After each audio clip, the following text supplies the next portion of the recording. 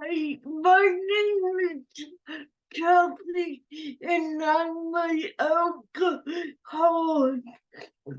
I'm also a writer, and I'm more comfortable writing, so I've written out my story for you, and I'm going to read it.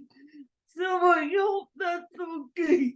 And I'll probably talk for the full hour because I talk real slow. So I'm sorry. My story starts on the day of my birth.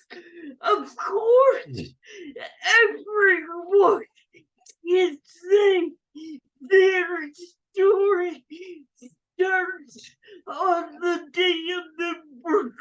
However, something happened on the day of.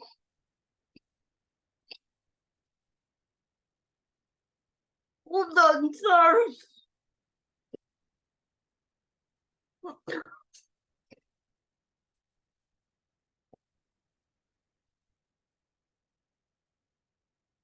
However, something happened on the day of my birth that would set the course of my life.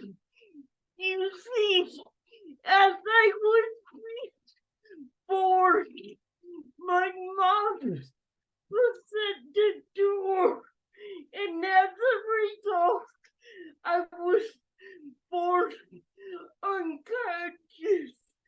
This resulted in brain damage, which has caused cerebral palsy. Cerebral palsy is a disability in which the brain communicates with the muscles abnormally. It is a brain disorder, not a muscle disorder. About 50% of people with CP also have an intellectual disability. I'm fortunate enough to be in the 50% that doesn't have an intellectual disability. Yes, despite the way I talk, I don't have an intellectual disability. How many of you, when I first started talking, thought might have an intellectual disability? Don't worry, I get it all the time. How I even think I have intellectual disability when I hear myself talk. Unfortunately, it has been my fight all my life to prove to people that I don't have an intellectual disability. In that battle led me to alcoholism. Have you ever watched a story on your local news about someone with a disability who's done something great? They may have suddenly got in an accident and suddenly regained the ability to walk, or they had a disability all their life in their successful business owner. And the news always phrases as, oh, they've overcome their disability and now they're successful. Well, have you ever stopped to think what happens when a person with a disability tries to be successful but fails? Well, that's what my story is all about. Growing up, I had a pretty normal childhood. My parents were teachers, and I had 2 sisters and a brother. My parents always did their best to treat me like any other kid, and my community treated me like any other kid. I played with other kids around the neighborhood. I went to community events, and I had friends. I was seen as another kid, just like everyone else, despite being the only kid with a physical disability in the entire town.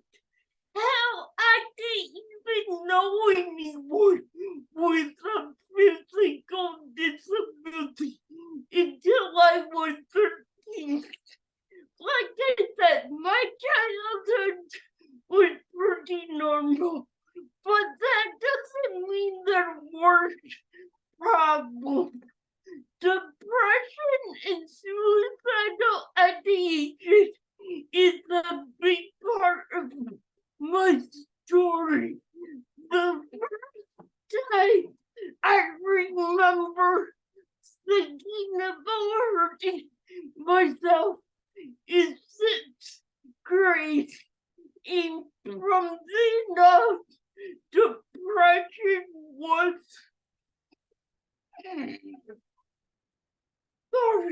and then on, depression was my norm.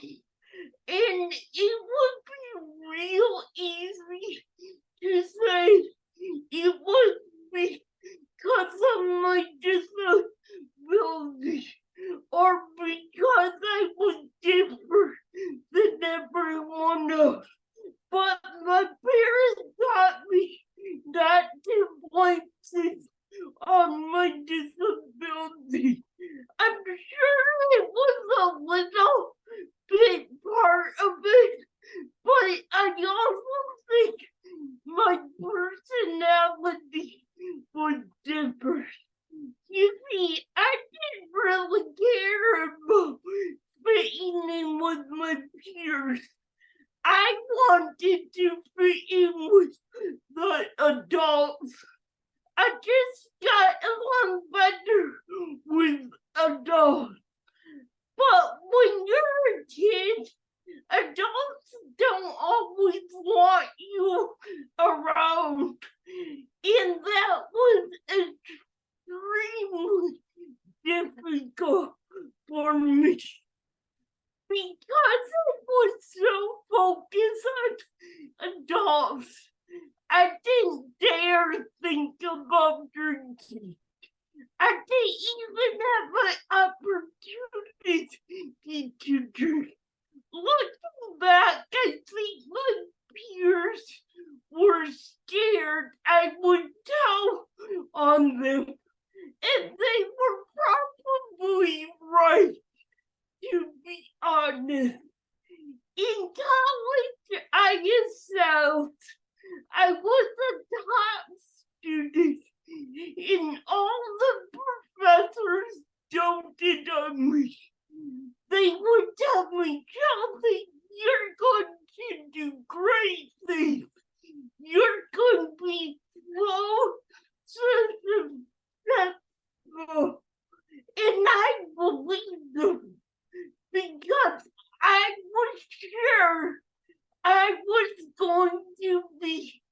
one of those successful disabled people that ended up on the news.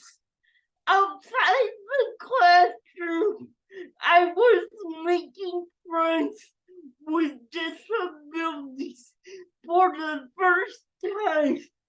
For the first time in my life, I was surrounded by people like me because I went to a school well known for people with disabilities.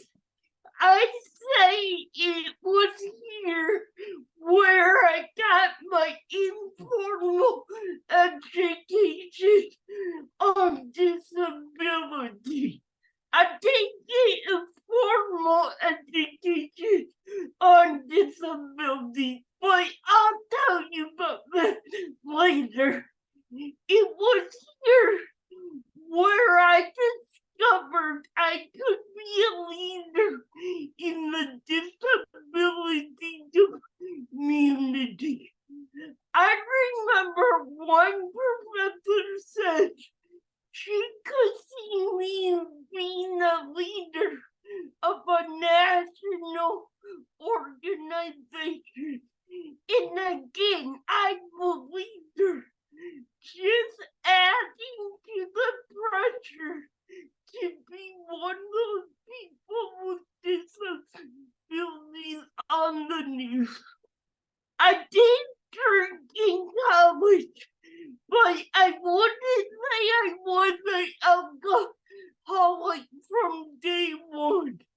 I liked alcohol, but I kept it within normal limits. I say I drank like any other college student, but I didn't drink like my friends though. I have this uncanny ability to become friends with non-drinkers. If someone doesn't like to drink, I'll become friends with them. And I've also discovered most people with disabilities don't like being drunk. They don't like the sensation of being out of control. And they have been told by their doctor not to drink. But I was like, fuck what the doctor says. But being in control, I'm going to drink. So I would say compared to your average college student, but drinking wasn't abnormal. But compared to my friend group, I was the drinker. After college, I went on to graduate school in Chicago. Now, to those of you that live in a big city, that probably sounds like no big deal. But I come from a town of about 1,200 people. I come from a town where everyone knows everyone.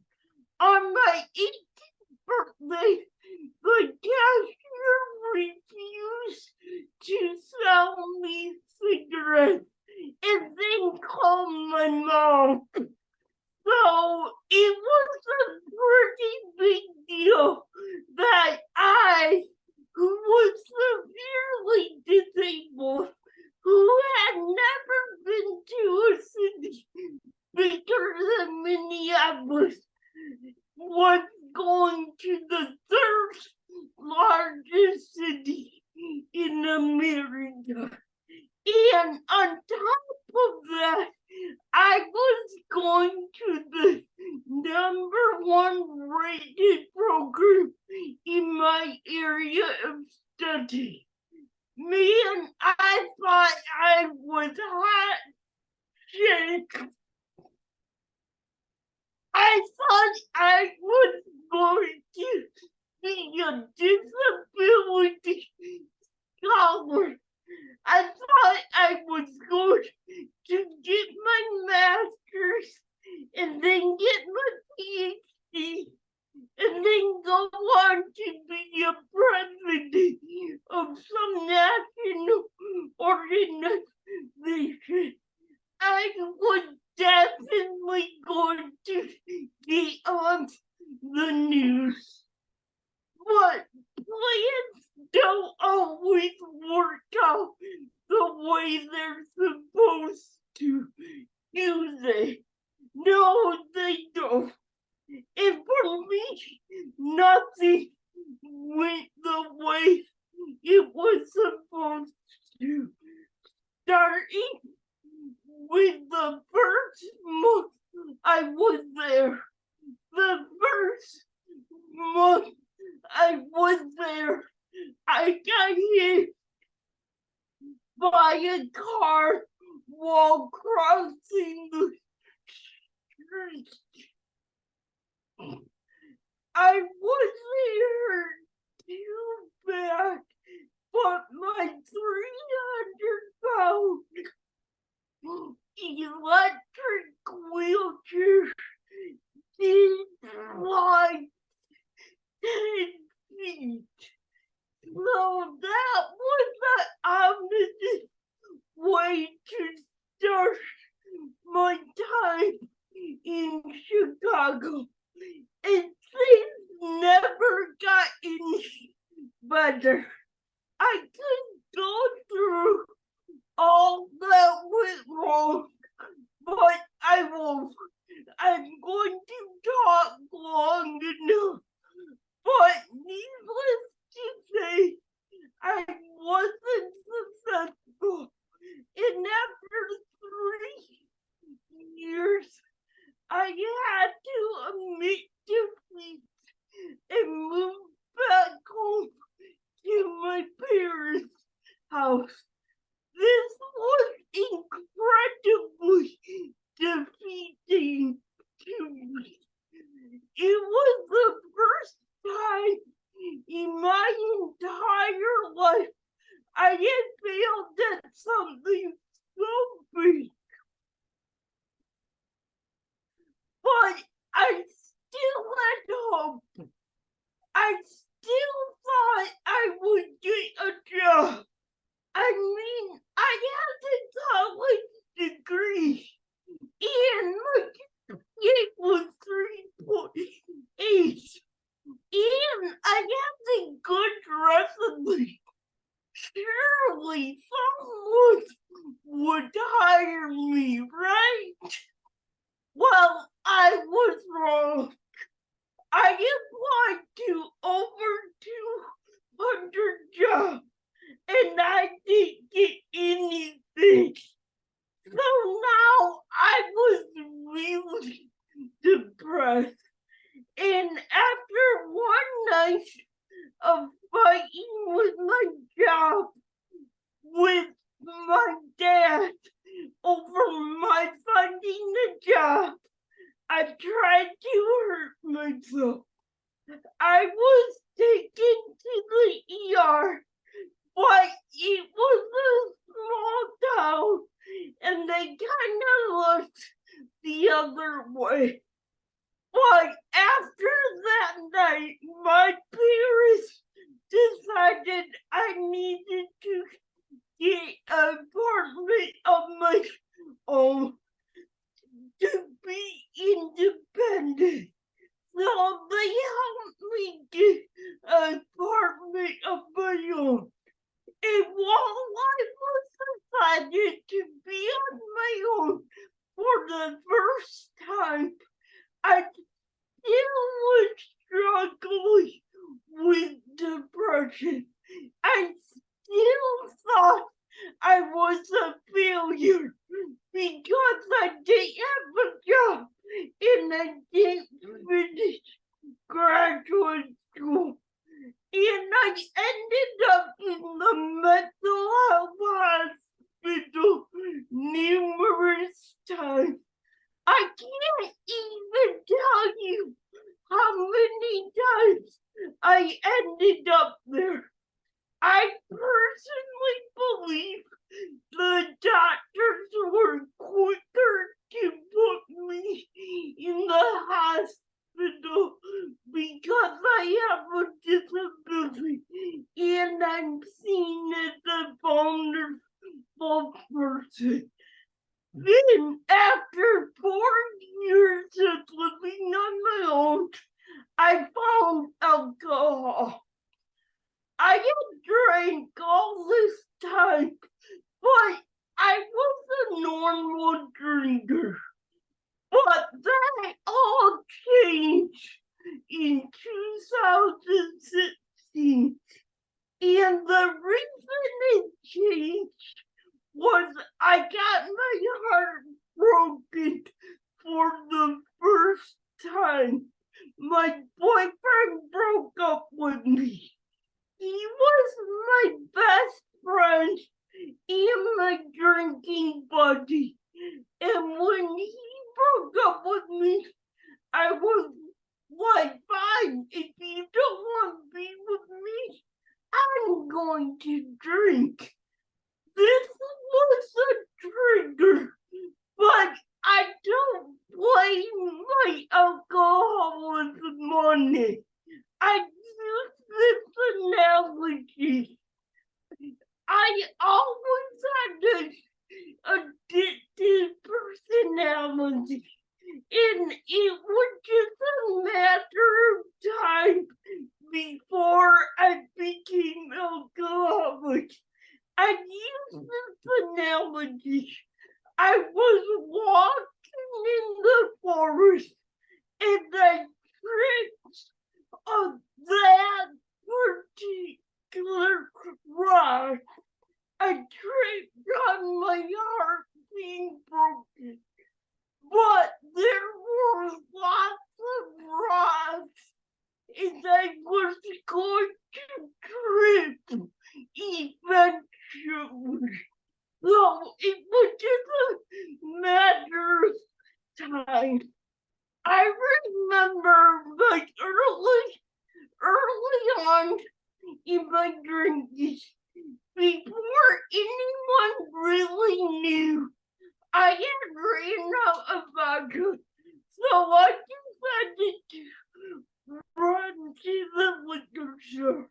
Now, the liquor store was 2 miles away, and I only had my electric chair. So I got ready to go, but I was drunk, so I couldn't get my shoes on. So I decided to go out without my shoes. Oh, did I mention it was only 35 degrees out? And on the way there, I thought, this doesn't make me an alcoholic. Lots of people with disabilities don't don't wear shoes. Just showing you what the alcoholic brain can rationalize. Another time I drove my wheelchair to the liquor store when it was -5 degrees out and my battery was half full. I almost ran out of power in a deserted parking lot where no one would have found me that night. I still don't know how I made it home that night. Another time I went to the liquor store and my card got declined because I had no money. So in my alcoholic mind, I thought it would be a good idea to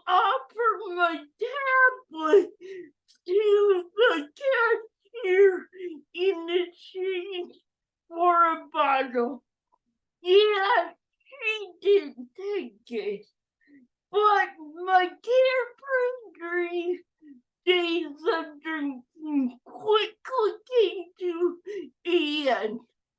You see, as a person with a disability, I'm classed as a vulnerable adult.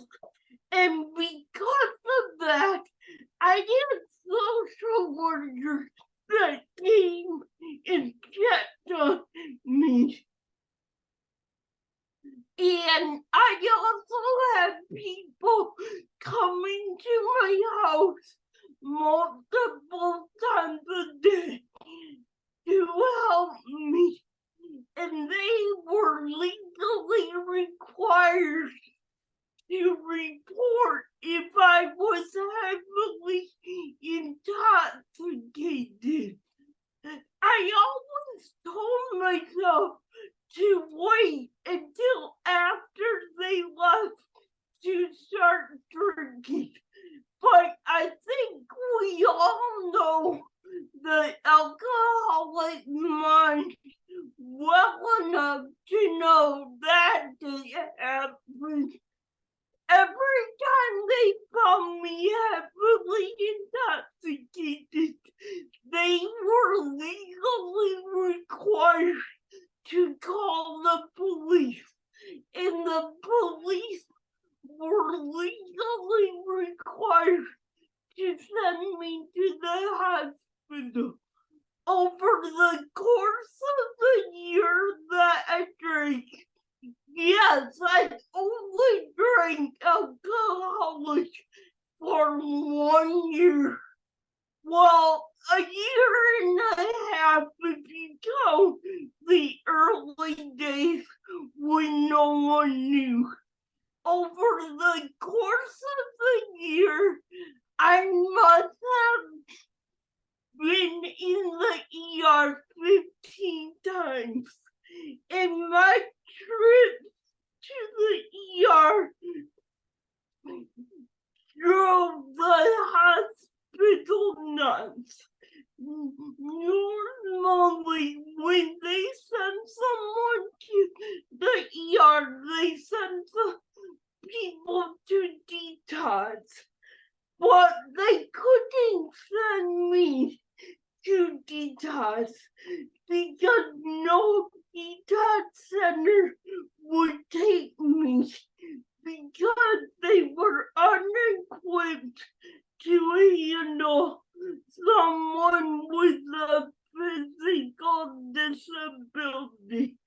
So I had to wait in the ER until I got sober.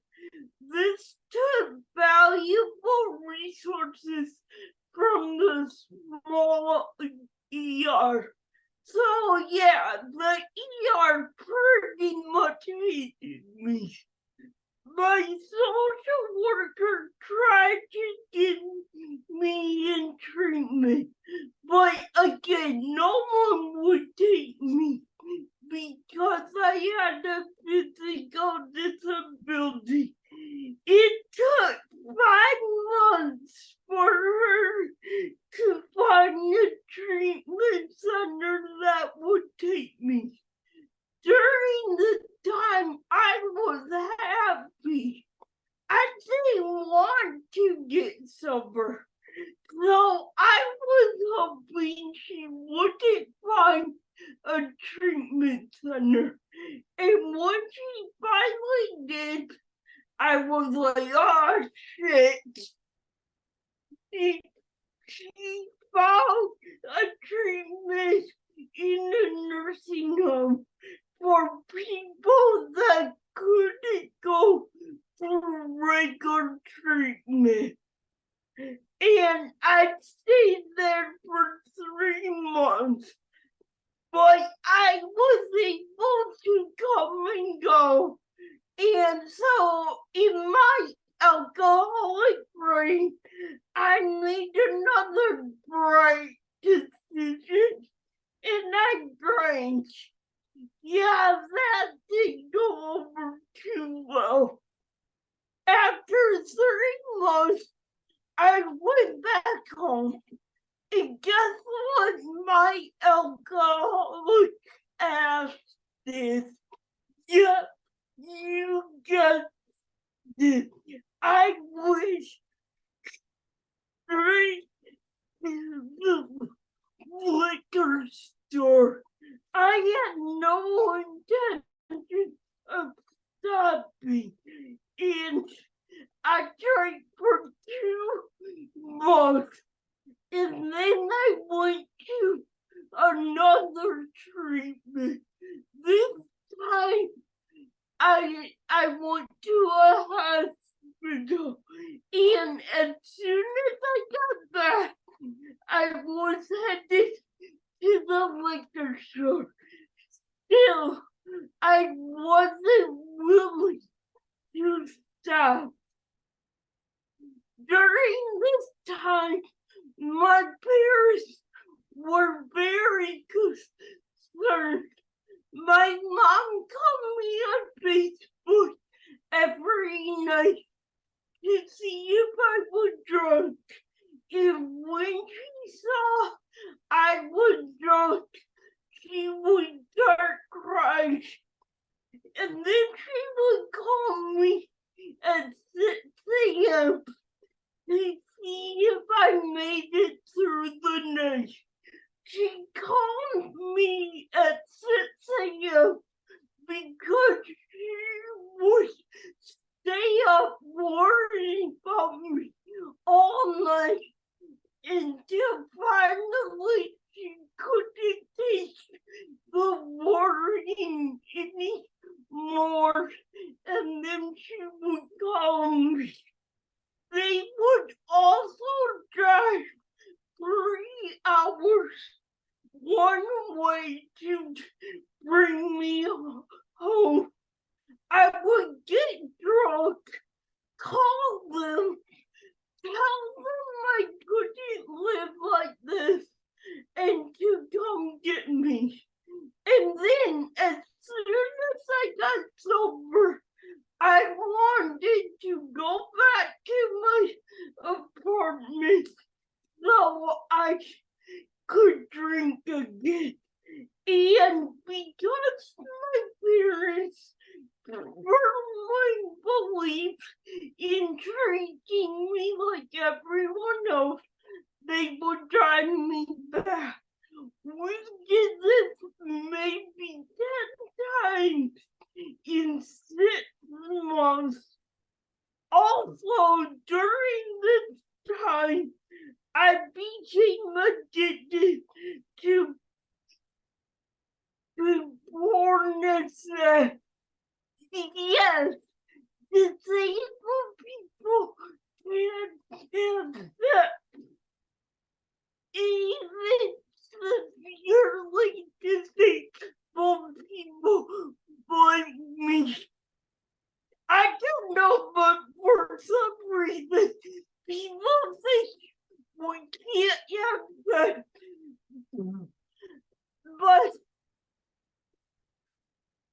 But I did have trouble meeting people, so I turned to the internet. Looking back with sober eyes, it was a very risky decision. So many things could have gone wrong. And to make matters even worse, I was meeting these people while I was heavily intoxicated. So I just thank God, or thank the universe that nothing did happen. But I was determined not to be a 4-year-old virgin. And had I not to the internet, that's exactly what I did. So at this point, no one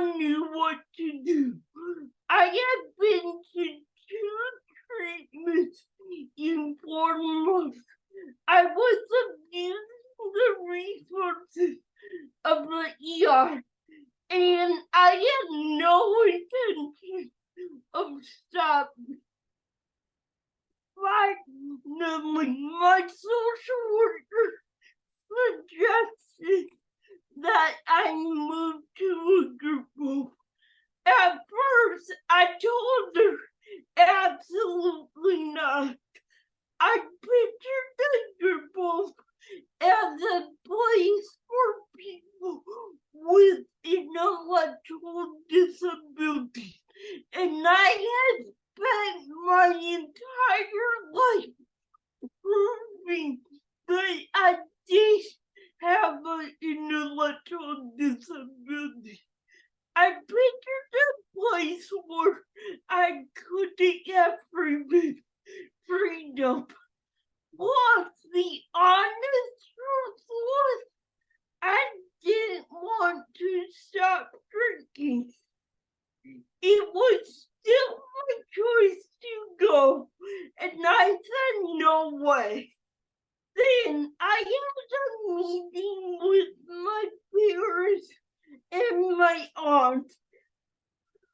And my aunt said if I moved to the group home for 1 year, she would help me move back to my apartment.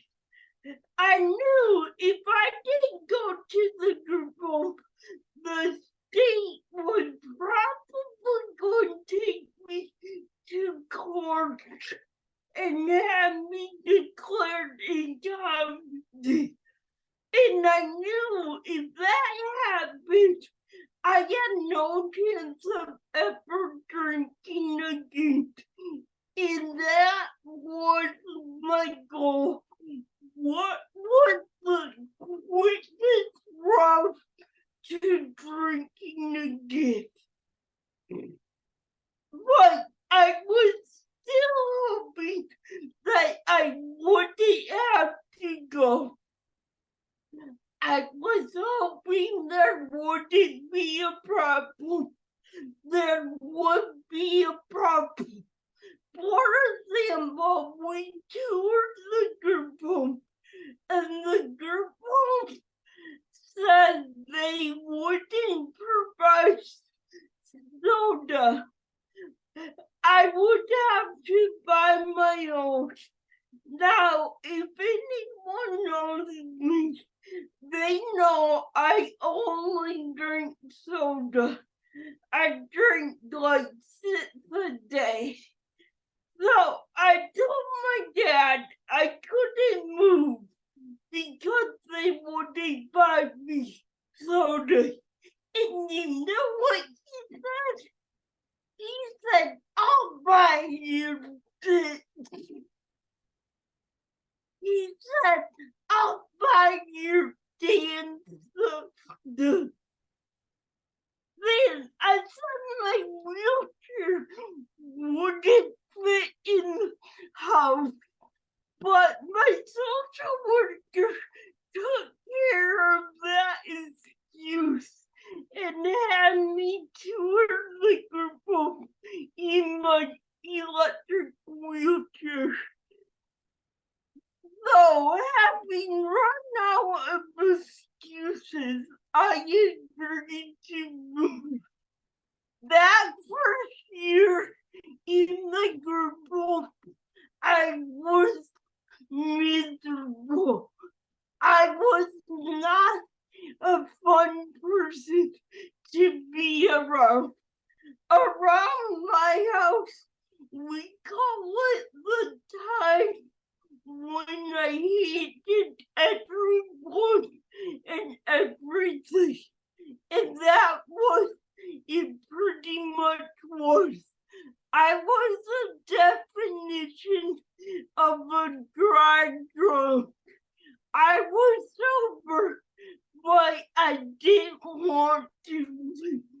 So I can't relate to having the gift of desperation.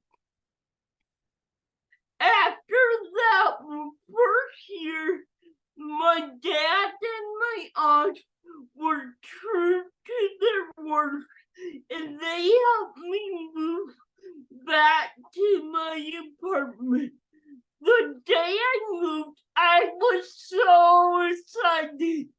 Everyone thought I was excited to be moving on my own again. But I was excited for another reason. I was going to drink that night. After my dad moved in, he asked if I thought I was ready to be on my own again and not drink. He had asked me that before, but he wanted to reiterate the point. I looked him straight in the eye and I told him I was definitely never going to drink again, knowing full well that that's exactly what I was going to do as soon as he left. And that's exactly what I did. I don't think he was gone more than 5 minutes, and I was headed to the liquor store. I remember pouring the first drink, and then I blacked out. I know I drank a handle of vodka that night, and I passed out. And sometime in between, I locked the door. But I only know that because of what happened the next morning. The next morning, no one could get a hold of me. Eventually, they called my dad, who called my sister, and she drove the 13 miles to check on me. She called the cops to do a welfare check. And when they got in the apartment, my sister started crying because she thought I was dead. Thankfully, I wasn't dead. I was just passed out in my wheelchair. But they took me to the hospital. After I woke up, I thought they were just going to keep me until I got sober and then release me like they always did. But this time they wouldn't release me until my dad came. And when he came, they told him he needed to take me to court and have me declared incompetent, or else they would. Still, at this point, I thought my dad would just drop me off and I could drink again. But of course, he wouldn't do that. He took me to my parents' house, and he said I had to go back to the group home. I told him I wasn't going back, and he couldn't make me. And he told me if I didn't go willingly, he would take me to court. And he said he had spoke to a lawyer and it would cost him $2,000 to take me to court. And he said if I have to spend $2,000 on something like this, I'm going to make your life miserable. Yeah.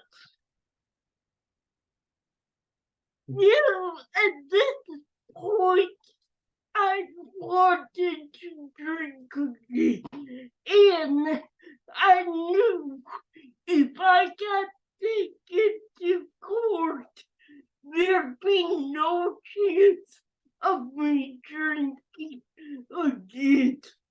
So I made another deal with him. I told him if I went to the group for 6 months, would he help me move back to my apartment? And he agreed. And still, I had every intention of drinking again.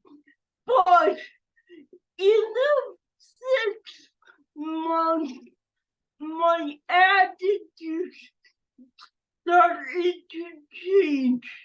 And I wish I could tell you what I did. I wish I could give you a blueprint, but I can't. My attitude just changed. It was around the time of the pandemic, but I don't think it was the pandemic itself. I just looked around and I thought, hey, I have been pretty good here. And I thought to myself, I probably could move back to my apartment and I probably could drink again. But within a month, the parents and the social workers would be right back where they were. And I would be right back where I was. And once I realized that I could never go back to drinking like I was in the beginning, then I knew I would rather stay in the group home with people I love and care about.